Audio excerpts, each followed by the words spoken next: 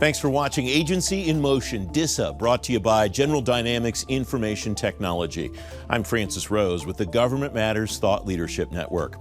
You'll hear from some top leaders at the Defense Information Systems Agency today, including a look at new approaches to cybersecurity, including zero trust and identity, credential, and access management, how automation supports these initiatives, plus where industry can help government fill the gaps. DISA is an agency in motion. So let's get moving. Joining me first, Roger Greenwell, the Chief Information Officer at DISA, and Serena Chan, Director of DISA's Cyber Development Directorate. Thanks both very much for joining me. Roger, I want to start with you. One of the big things that you're working on right now is the identity, credential, and access management deployment, the ICAM deployment. Tell me what's going on there, the strategy that you developed to bring it online, and what that looks like today. Okay. Well, Francis, first of all, thank you very much for the opportunity to speak with you and the audience this afternoon. This will be a little bit of a tag team effort here on this one between Serena and myself, because we both have significant pieces that are going on with respect to the ICAM efforts. So to start with, what I'd like to say, again, ICAM is an overarching strategy. It really deals with how are we bringing together both, person and non-person identities, all of the attributes to be able to, again, bring more of a department-wide aspect of credentialing. How do we actually be able to audit and look across different systems and understand the permissions that an individual has, and be able to, if you will, look at things to include even separation of duties. Part of the effort that I'm involved with right now ties back to a lot of the work that we're doing with Office 365 and what we refer to as the Global Federated User Domain. As we think about how we're trying to transition the department into Office 365, and how do we get a complete means of being able to do robust authentication for everyone across the workforce, and trying to make sure that, again, we take advantage of the attributes that not just DISA has, but actually the services that they would bring into the means of authentication and permission management. So I'm working a lot with our folks who are developing out that capability, and how that is actually going to leverage into the larger ICAM strategy. So if I may, I'd like to pass it over to Serena to talk a little bit about the programmatics of what's being done from that piece of it. Sure. Thank you, Roger, and thank you, Francis, for the opportunity to speak with you today. So as Roger mentioned, ICAM is a comprehensive approach to dealing with digital identities, credentials, and access control. What we're doing today is leveraging a data-centric approach to collect, verify, maintain, and share identity and other attributes. For our ICAM enterprise solution, we are focused on three main capabilities. We are going to be providing an identity provider that will be used to centralize authentication and enable alternative multi-factor authentication beyond that of the DoD Common Access Card. Second will be an automated account provisioning capability that will be used to enable workflows, self-service, and automation to improve data access. And lastly, we're working on a master user record that will allow the enterprise to audit who has access to what data. We are leveraging a robust partnership with industry and an innovative contracting technique to make sure that we can bring this to fruition. We have awarded an enterprise ICAM prototype OTA just this past summer, and we will be bringing that capability online. We will be piloting with about a dozen applications this fall, just to get lessons learned and do any kind of fine-tuning to the solution. And then we will expect to bring aboard applications across the department by this time next year. What will you look at, Serena, in the process of those pilot programs to determine what you like, what you want to redirect, and maybe things that you want to drop altogether or really revamp?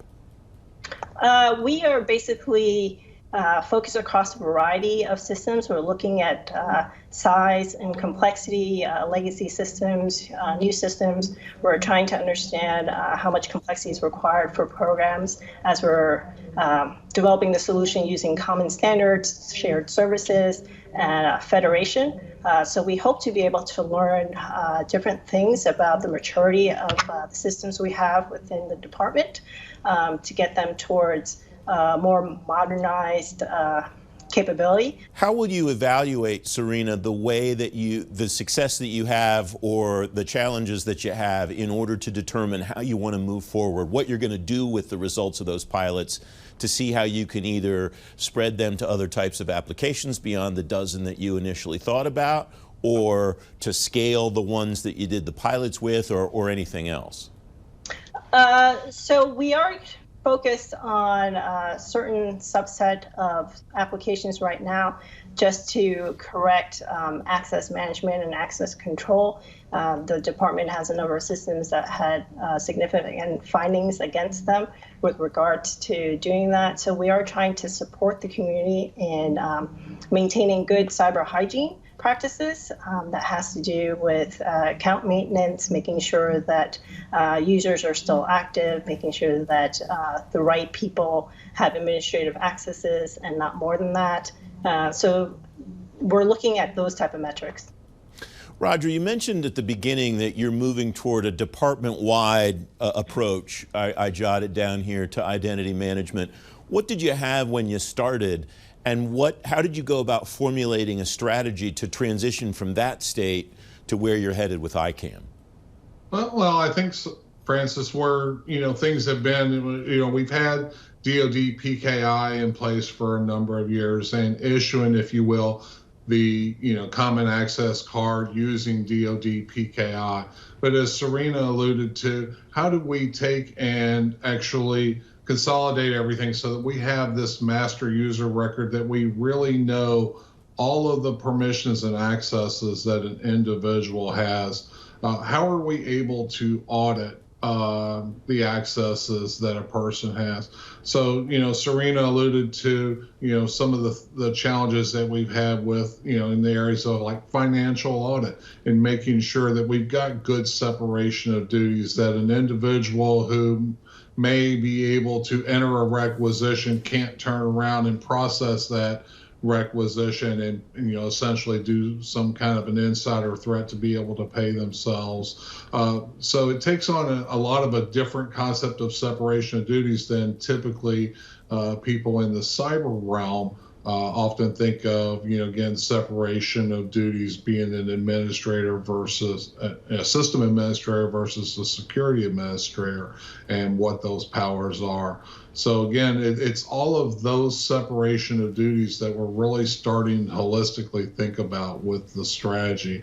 And how do we actually know, again, what the accesses are that individuals have? DoD PKI is out there enabled as a means of doing authentication, but the distribution and allocation, if you will, of how systems actually do the authentication, who has permissions, et cetera, all of that has been very decentralized across the department. So I think a lot of the ICAM strategy and the piloting efforts are really to help us understand a little bit more, what can we do? How can we bring a little bit more of, I'll term, a centralized view into this, but yet still make sure we can operate in a decentralized fashion, recognizing the size and complexity of the department. Serena, what you said a moment ago that perked my ears up a bit is that one of those three goals that you talked about was being an identity provider beyond the CAC. And it strikes me, I think Terry Halverson talked about moving beyond the CAC 5 years ago or so, when maybe not quite that long ago, but when he was the chief information officer of the department, he talked about that concept. Is this kind of a fulfillment of that vision? Is this an alternative to the CAC? Is this a potential replacement, or am I not quite looking at it the right way? I think there's still a need for the CAC right now. I don't think we're going to be able to completely do away with the CAC. I think that was what Mr. Halverson was trying to allude to back then. But I think there are other authentication features you can use, right? You see that now in industry when you're trying to sign into your Gmail account, they'll send you a code to your phone, another device that you should, as your person, should have on you and can enter in to prove that you are who you are. So there are certainly other ways to do authentication. There's biometrics, there are fingerprint readers, there's all sorts of iris scanners, retina scanners. So there are a number of other things that you can use to do authentication. Roger, how would you judge the success of this overall? What's your view on measuring the pilot programs that Serena talked about specifically, but more broadly the ICAM implementation? What would you look at some point in the future, a year from now or whatever, and say this is progressing along the way that we would like it to, or we want to redirect? I think there's several things. Again, one is the auditability. Again, can we track down and understand who's had what levels of access? Can we readily separate, the different roles that an individual has, especially as we go across the different components? So there's some cases where DISA may operate and manage a system that then there's another system that operates at the department level. So again, as we're able to start bringing that picture together and understand where those accesses are, I think that becomes a critical piece of the evaluation. Also, the ability as individuals come into and leave the department. So how do we actually be able to quickly provision credentials and understand, ideally at a more centralized glance, all of the accesses that an individual has. It's not that has to be centrally controlled, but I think the ability for anyone to be able to view all of the accesses that an individual who is under their organization has, I think that will certainly be a key. And then, of course, being able to deprovision those accesses when someone leaves, that has been a challenge in various organizations at times. When someone leaves, have I actually disabled all of their accesses? Naturally, we disabled their PKI credential, but have we actually removed and suspended and locked out their account that used that PKI credential? So I think those are some of the successes that I'm looking to see out of the effort. I want to shift gears, and I want to direct this to either one of you that wants to take this, and it's about telework. Everybody's talking about remote work capabilities in government, especially in the Defense Department. And I'm curious to know what DISA's role is in providing secure telework capabilities, remote work capabilities, and what that track looks like for DISA right now. What are the top projects, issues, initiatives that you're working on right now in remote work? Okay, well, I'll start and let Serena add in here. So again, DISA has been a strong advocate of telework capabilities, over the years. And, I think that's one of the things that's enabled us to be so successful is the fact that, so much of our workforce has done some level of telework over time. The fact that we conduct telework drills and making sure that people understand, how to use technology in a remote sense. So I think we've been very successful in that. As the department, as we moved into COVID and we recognized that, so many people didn't have capabilities to be able to work remotely, not within DISA, but at the department as a whole. And Honorable DZ stood up the use of the commercial virtual remote environment.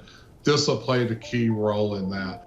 Up next, how cybersecurity approaches will evolve to meet new work environments. More Agency in Motion, DISA, right after this.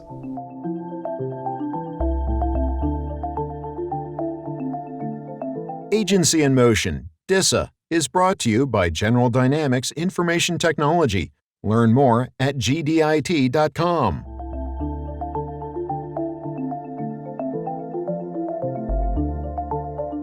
You're watching Agency in Motion, DISA, on the Government Matters Thought Leadership Network. I'm your host, Francis Rose. As work has shifted from the office to remote locations, cybersecurity processes, policies, and procedures need to adapt along with the threat landscape. Let's learn more now. Jim Matney's Vice President and General Manager of DISA and Enterprise Services at GDIT, and Pat Barry is GDIT's Director of Technology Strategy. Gentlemen, welcome. Thanks very much for coming on. Jim, you first. We talked a lot with Roger and Serena about ICAM, Identity, Credential, and Access Management, what it's offering DISA. What's your perspective of the benefit that not just DISA, but other organizations can derive from a program like ICAM? First, I want to thank you for the opportunity to be on your show here and be able to talk about the different opportunities that we have, within GDIT, as well as being able to support ICAM itself.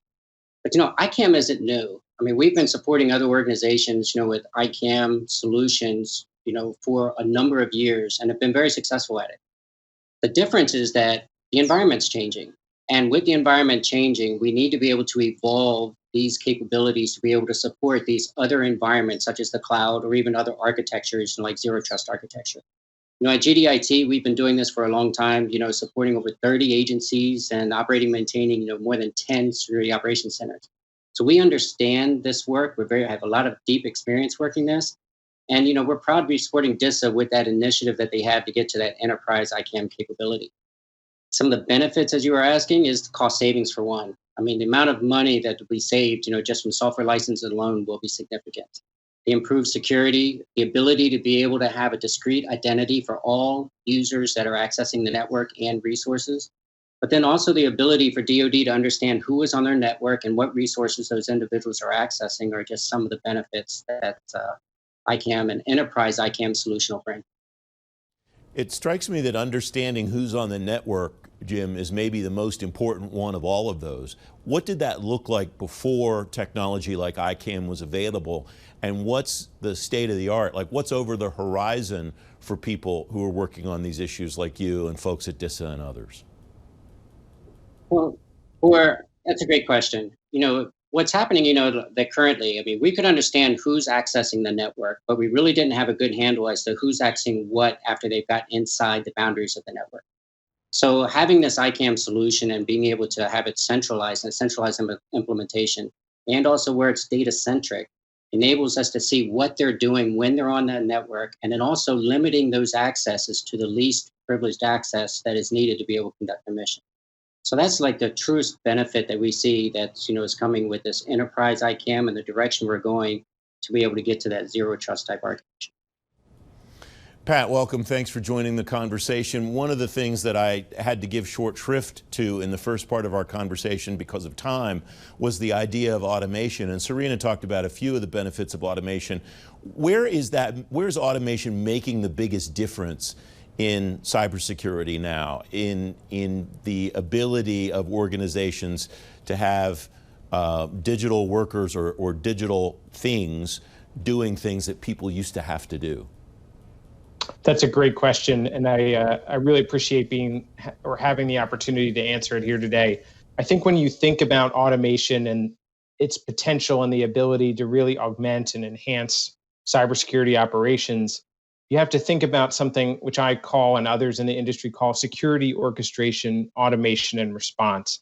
And that's taking basically a set of routinized tasks, activities that a security operations analyst or an intel analyst perform day in and day out, but are mundane and time consuming and don't really allow them to get ahead of the time it takes for an adversary to penetrate a network and then establish a beachhead and move laterally toward a critical function or a critical repository of information.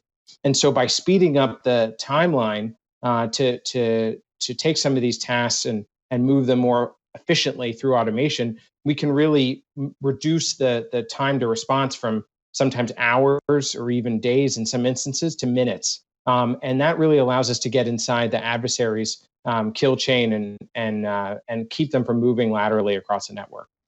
As you describe the benefits of automation, Pat, it sounds to me like the same process is behind automation in the cyber realm that is behind it in financial management or acquisition or any of the other buckets that are important across government. Is it just applying the basic techniques of automation to the cyber specialty, or are there special automated tools or processes or something that are unique to the cybersecurity realm?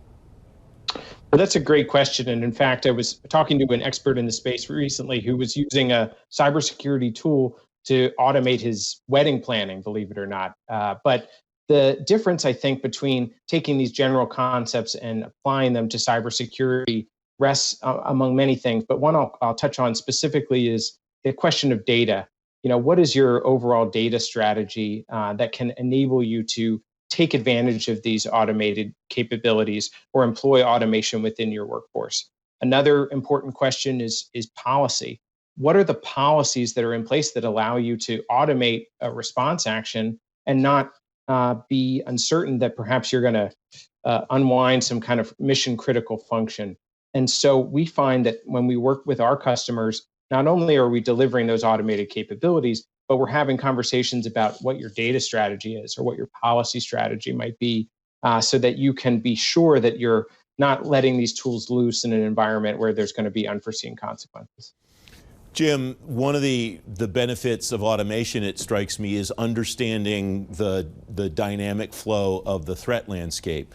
What does the threat landscape look like in your view moving forward, and what are the tools that somebody in the position of DISA or other practitioners across government, what do they have at their disposals to be able to use to meet the way the threat landscape is evolving?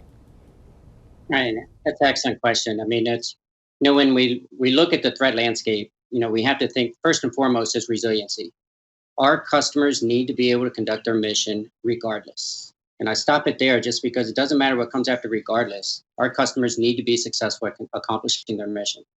And what this means from cyber perspective is we need to make sure that their current environment is secure, but then also plan for a smarter tomorrow. And in doing that, it's not just the capabilities within our individual companies. I mean, we need to be able to partner with the companies that have the specialized capabilities and tool suites, but then also pair cyber along with other areas and other environments such as the cloud and artificial intelligence and data analytics.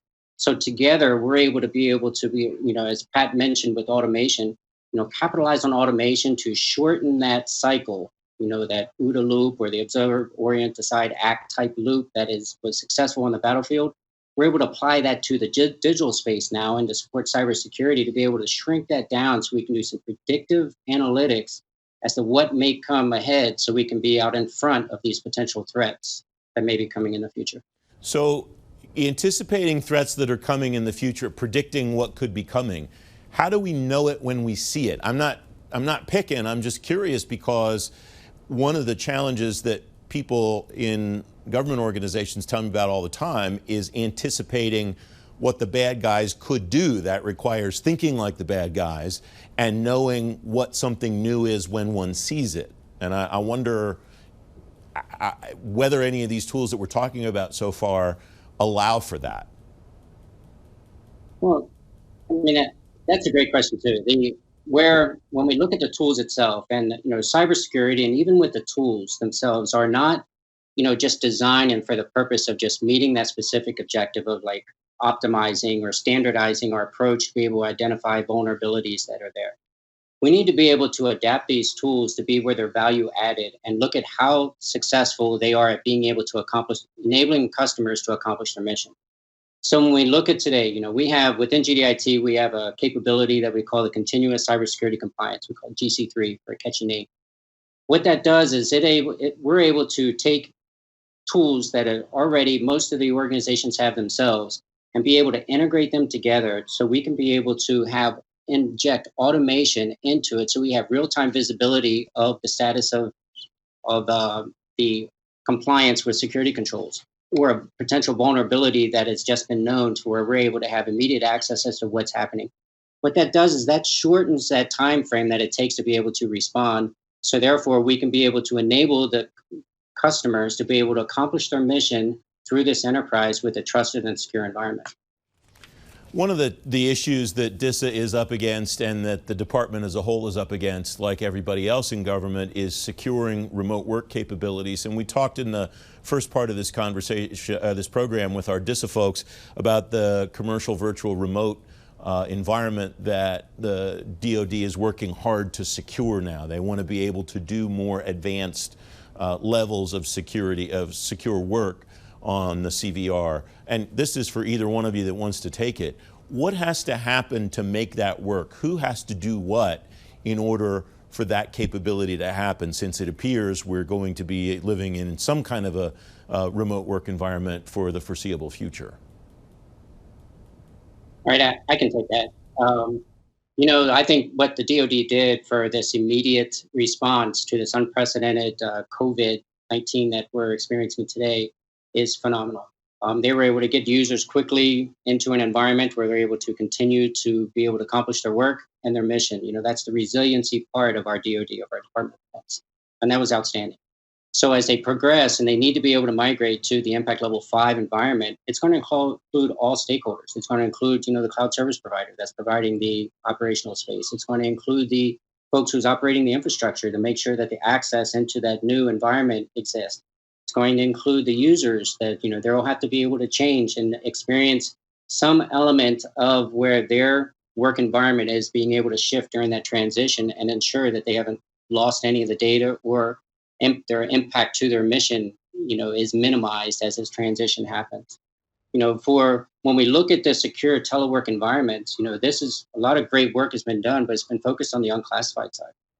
You know, when we look at securing this, and even with providing these capabilities, it doesn't mean we need to add additional tools. We need to look across the user space and across the DoD and see what solutions are out there that can be adopted and molded to be able to support this environment, including classified work environments. So, and right now, there's an existing solution. NSA has a commercial solutions for classified capability that's already approved for being able to do remote access, which is essentially telework, or to be able to access both unclassified and classified networks. We proposed a solution for where we can bring this up to an enterprise level so that keeps organizations from having to build one-off solutions to support their CSFC, their access to their classified environments. But this is an example of how we can leverage existing solutions that were intended for organizational use, but elevated to the enterprise level so we can gain some of the efficiencies, you know, that we just discussed with ICAM. Pat, Serena in the first part of our program talked about the importance of zero trust and how the zero trust concept supports all of the goals that DISA has set out, including some of the ones that we've talked about in our conversation here. What does that transition look like from a nuts and bolts perspective? Is there a checklist of that transition from the way that organizations were identifying the way people accessed information before to a zero trust environment, or is it more of an art than a science?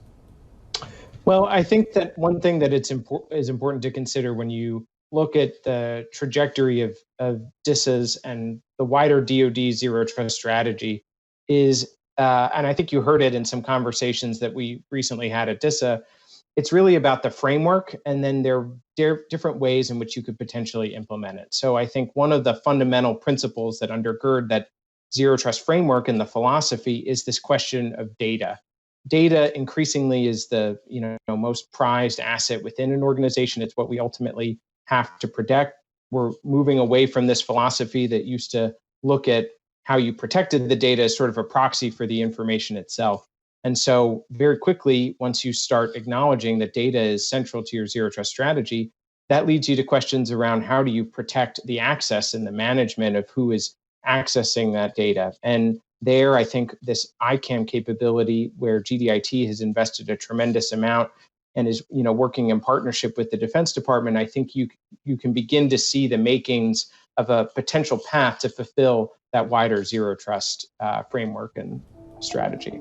And thank you for watching Agency in Motion, DISA, the 8th episode of a new monthly series focused on the information technology and other operations at specific civilian or military agencies. Our next episode features the Air Force. For more information on the subject matter we discussed today, go to govmatters.tv/AIM. For the Government Matters Thought Leadership Network, I'm Francis Rose.